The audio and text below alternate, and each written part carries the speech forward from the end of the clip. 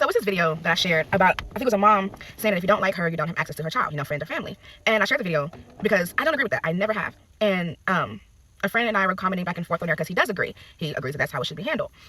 And in the midst of a conversation, because I was telling him, like, I don't agree with that. You know, as long as they're good to my child, I'm cool with it.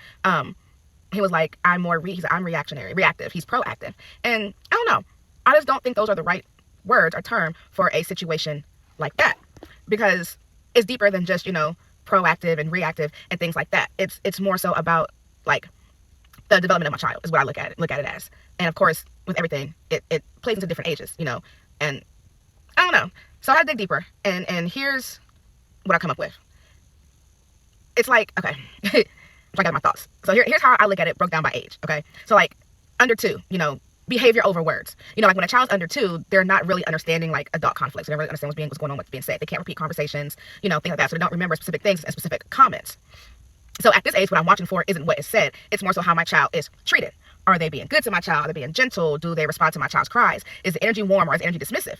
You know, because under 2, kids absorb tone and touch, emotional safety, you know, not adult opinions, you know. So access at this age, remember, 2 and under, is supervised, short, and based on behavior versus feeling. So not based on how I feel, it's how they treat my kid.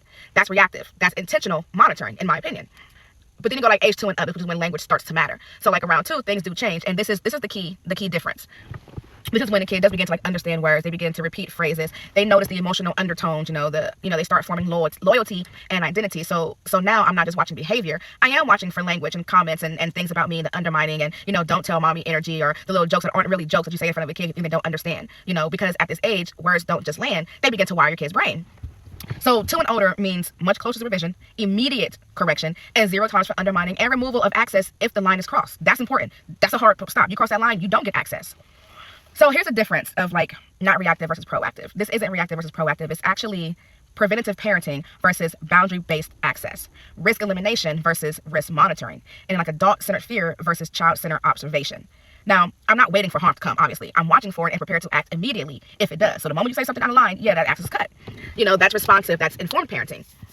And I said it before, but access will stop at any age. Any age. I don't care if it is a baby. If you threaten my role as a parent, if it's disrespectful, my child's pulled into some adult conflict, someone creates an us versus mommy dynamic, or they refuse redirection. You know, if you can't respect my boundaries and my rules, then it's done. That's not punishment, that's protection. So it's like, I don't base access on whether someone likes me or not. I never have and I never will. But please understand, I do base it on how they treat my child and my brain's child capacity is actually processing at that moment. You know, not everything has to be just because they don't like you, they won't like your child. You know, that's not always how it works. But that's also another part of, you know, conscious parenting. So just a little thoughts on this little chilly Friday morning. Happy New Year.